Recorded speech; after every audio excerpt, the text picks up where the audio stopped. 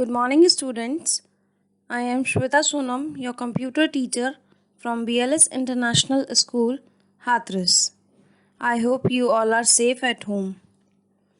Dear students, today we are going to start a new chapter that is about Windows 10 and more.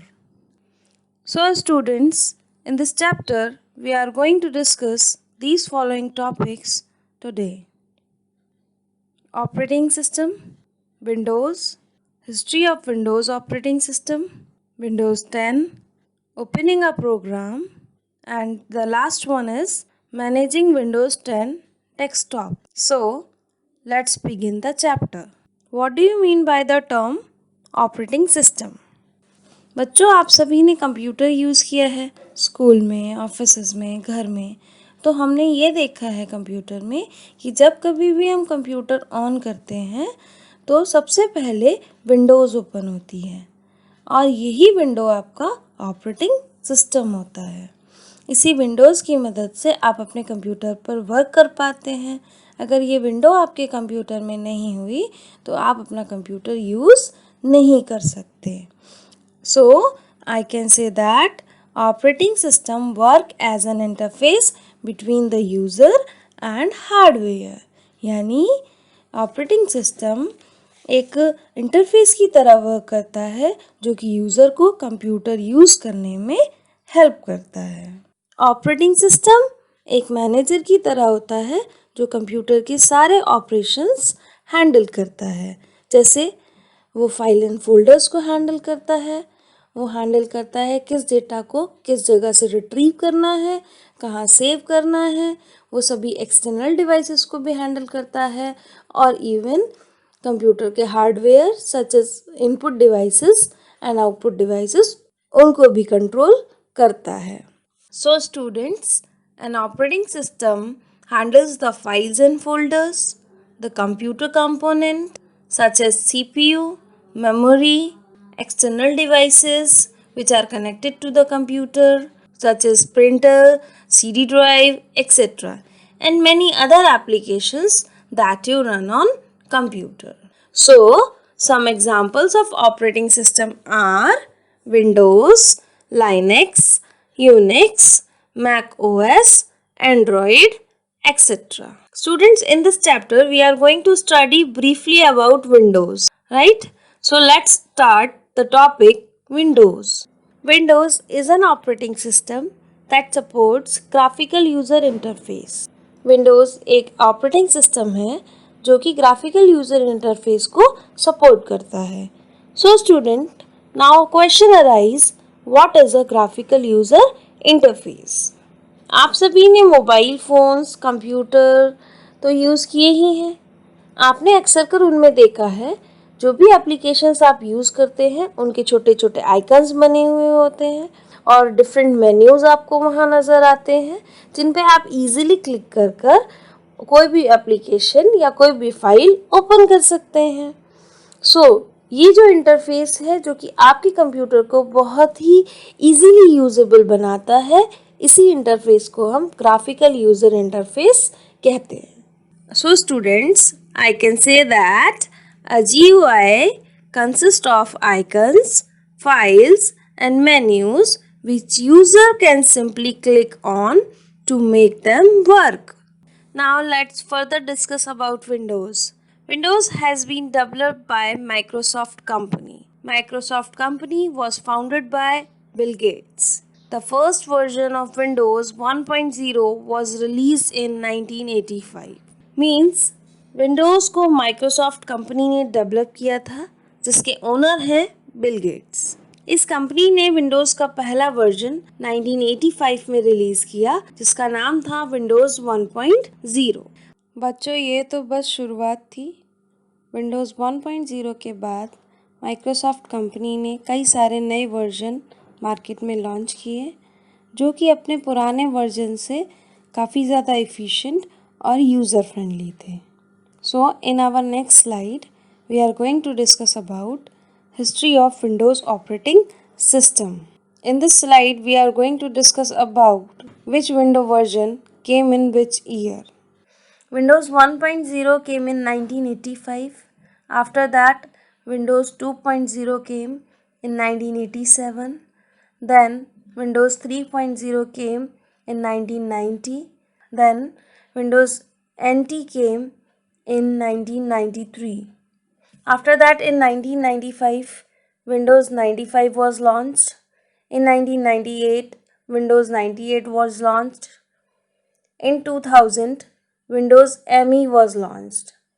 Then in 2001, Windows XP was launched. In 2007, Windows Vista was launched. Then in 2009, Windows 7 was launched. After that, in 2012, Windows 8 was launched. Then in 2015, Windows 10 was launched. So students, in our next slide, we will discuss about Windows 10. Windows 10, developed by Microsoft company. It is written in languages such as C, C++, and C Sharp. It was released in July 2015. It is available in 110 languages. It is the successor to Windows 8.1. Means इसको develop Microsoft company ने किया था. इसको बनाने के लिए C, C plus plus and C sharp जैसी language का यूज़ किया गया. यह जुलाई 2015 में रिलीज़ हुई.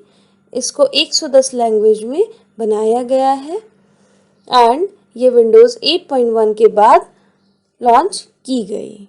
Now let's discuss how to open a program in Windows 10. The most common use of start button is to open a program. किसी भी programme को ओपन करने के लिए स्टार्ट बटन का यूज़ किया जाता है. चलिए देखते हैं विंडोज़ 10 में किस तरीके से प्रोग्राम को ओपन करते हैं. सबसे पहले हम स्टार्ट बटन पर क्लिक करेंगे. स्टार्ट बटन पर क्लिक करने के बाद आपके सामने एक मेन्यू अपीयर होगा. इस मेन्यू में आपको दो पेन दे रखे हैं, left pane and right pane. Left pane में आपको लिस्ट ऑफ प्रोग्राम्स नज़र आएंगे. सबसे पहले आपको रिसेंटली एडेड नज़र आएंगे जो कि अभी कुछ टाइम पहले ही आपके कंप्यूटर में इंस्टॉल किए गए हैं. दूसरे आएंगे मोस्ट यूज, जिन्हें आप ज़्यादातर इस्तेमाल करते हैं वो. एंड थर्ड, आपको वहाँ से अल्फ़ाबेटिकल ऑर्डर में अरेंज्ड प्रोग्राम्स नज़र आएंगे. आप जो भी प्रोग्राम को ओपन करना चाहते हैं उस प्रोग्राम पर स्क्रॉल कर कर जा सकते हैं और then click on that program. जैसे ही आप उस प्रोग्राम पे क्लिक करेंगे आपका स्टार्ट मेन्यू डिसअपीयर हो जाएगा और वो प्रोग्राम जिस पे आपने क्लिक किया है वो आपके सामने ओपन हो जाएगा. Now students, let's discuss the steps to open a program. Click on start button. Start button पर क्लिक करना है. You will see left pane displays along a list of a program in alphabetical order. Left pane में आप देखेंगे एक लंबी list होगी programmes की जो कि अल्फ़ाबेटिकल ऑर्डर में अरेंज होगी. Select the program you want to open. वो प्रोग्राम सेलेक्ट करिए जिसको आप ओपन करना चाहते हैं एंड क्लिक ऑन इट और उस पर क्लिक करिए. Your program will open. आपका प्रोग्राम ओपन हो जाएगा एंड स्टार्ट मेन्यू क्लोजेस और स्टार्ट मेन्यू क्लोज हो जाएगा. बच्चों, अक्सर कर हमें जब कंप्यूटर पे कई सारे सॉफ्टवेयर्स या एप्लीकेशंस पे एक साथ काम करना होता है तो उन्हें मैनेज करने में हमें प्रॉब्लम आती है. विंडोज़ 10 में हमें कई सारे ऑप्शन प्रोवाइड किए हैं जिसके ज़रिए हम अपने डेस्कटॉप को ईजिली मैनेज कर सकते हैं. So in this slide we are going to discuss about how we are going to manage our desktop. The 4 ways to manage desktop are AERO Peak, AERO Shake, AERO Snap and TASKBAR previews. So let's discuss them in detail one by one. So our first category is AERO Peak. बच्चों, आपने कभी कभी देखा होगा हम कई बार कई सारे विंडोज़ एक साथ ओपन कर लेते हैं जब हमें ज़्यादा विंडोज़ पे काम करना होता है. तो होता यह है कि कभी कभी हमें अपने डेस्कटॉप पर कोई भी चीज़ जाकर देखनी है वेदर इट इज़ प्रेजेंट और नॉट. तो क्या करना होता है कि हमें सारे प्रोग्राम्स को वन बाय वन मिनिमाइज़ करना होगा. तो इट विल टेक टाइम और कंज्यूम टाइम. इसी टाइम को रिड्यूस करने के लिए कि हम डायरेक्टली अपने डेस्कटॉप पर जाकर देख पाएँ, इसके लिए एरो पीक बना है. तो aero peek allows you to see what is placed on the desktop behind all the windows. Aero peek हमें अलाउ करता है कि हम डायरेक्टली अपने डेस्कटॉप पर देख सकें अपनी प्रेजेंट विंडोज़ को छोड़कर, राइट। हम अपने जिस विंडोज़ पे काम कर रहे हैं उसको छोड़कर तुरंत हम देख सकें कि हमारे डेस्कटॉप पर क्या हो रहा है। So how to use aero peek, let's see it. Aero peek को यूज़ करने के लिए हम सबसे पहले शो डेस्कटॉप बटन पर क्लिक करेंगे, जो कि आप टास्क बार में राइट मोस्ट कॉर्नर पर प्रेजेंट होता है। ये बहुत ही छोटा सा आपको यहाँ नज़र आ रहा होगा। इसको मैं जैसे ही क्लिक करूँगी आपके सारे विंडोज़ जो भी ओपन है वो सब ट्रांसपेरेंट हो जाएंगे ग्लास की तरह, और आपको आपका डेस्कटॉप दिखने लगेगा, राइट। ये देखिए मैंने क्लिक किया और आपको अब सारे जितने भी विंडोज़ थे वो सब आपके क्या हो गए, डिसअपियर हो गए, एंड आपको सीधे डेस्कटॉप नज़र आ रहा है। नाउ अगेन, अब आपने डेस्कटॉप पर देख लिया, अब आप वापस आना चाहते हैं आपकी एप्लीकेशन पे जिस पर आप वर्क कर रहे थे। सो उसके लिए हम क्या करेंगे, again we will click on desktop button, और जैसे ही हम शो डेस्कटॉप बटन पे क्लिक करेंगे all window will reappear.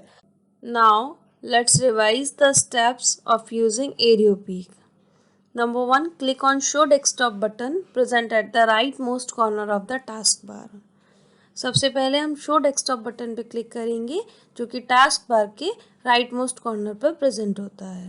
All the apps will become transparent and like glass frame and the desktop will be visible. जैसे ही हम click करेंगे सारे एप्स ट्रांसपेरेंट हो जाएंगे बिल्कुल ग्लास की तरह, और आपको आपका डेस्कटॉप दिखने लगेगा। Again click on the show desktop button and all windows will appear on desktop. So our next category is AERO shake. बच्चों आपने देखा होगा जब हम कई सारे प्रोग्राम्स पे वर्क करते हैं तो सभी प्रोग्राम्स ऑन होते हैं और हमें उनको वन बाय वन करके मिनिमाइज करना होता है। इस चीज को करने के लिए विंडोज 10 में एक फीचर है that is known as aero shake. Aero shake में क्या होता है कि हम सभी विंडोज को मिनिमाइज करने के लिए अपनी वो विंडोज जिस पे काम कर रहे होते हैं उसको क्लिक करके शेक करते हैं। जैसे ही शेक करते हैं तो जिस विंडो पे हम काम कर रहे होते हैं उसको छोड़ के बाकी सारी विंडोज आपकी मिनिमाइज हो जाती हैं। So we can say that in aero shake you can shake a window to minimize all other windows except the one that you are shaking. चलिए देखते हैं हम एरो शेक किस तरीके से करते हैं। देखिए यहाँ पर कितनी सारी एप्लीकेशंस आपके सामने ओपन है और मैं चाहती हूँ कि मेरी ये सारी एप्लीकेशन मिनिमाइज हो जाएं, तो मैं इसको एरो शेक की मदद से मिनिमाइज करूँगी। मैंने यहाँ टाइटल बार के बीच में क्लिक किया, उसको होल्ड किया और लेफ्ट एंड राइट में इसको शेक करने लगी हूँ। जैसे ही आप देख रहे हैं मैं इसको शेक कर रही हूँ और आपकी जो विंडोज है वो ऑटोमेटिकली मिनिमाइज हो गई हैं। यही हमारा एरो शेक ऑप्शन है। Now let's discuss about arrow snap. बच्चों क्या ऐसा हो सकता है कि हम बिना मैक्सिमाइज बटन और रीस्टोर डाउन बटन यूज किए बिना ही अपनी विंडो स्क्रीन को बड़ा या छोटा कर सकते हैं? Is it possible? यस, ऐसा पॉसिबल है।